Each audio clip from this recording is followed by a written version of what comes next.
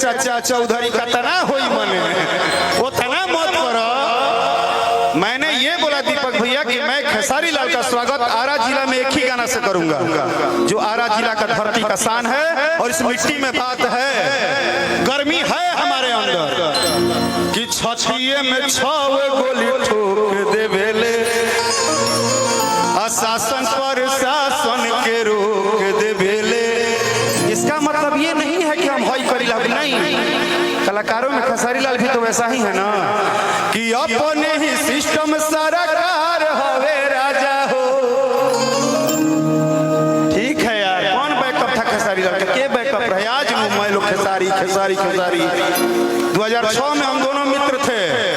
उस समय ऐसा करिए कि दुनिया कल कहे कि इस जगह पे खेसारी का स्वागत हुआ है, तो एक बार दोनों हाथ पूरा उठाइए, पूरा पूरा पूरा उठाइए। अगर आप खेसारी लाल को प्यार करते हैं तो दोनों हाथ उठा लीजिए और सबको बताइए, पूरा बताइए ताली बजा के कि लोग नया पवन तरंगदार, लोग नया पवन तरंगदार, रंगदारो भतार हवे राजा हो, लोग नया पवन तरंगदार,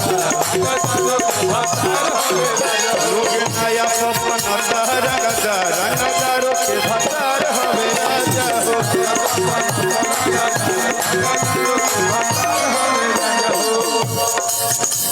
बाबा हम बोले थे ना आपको कि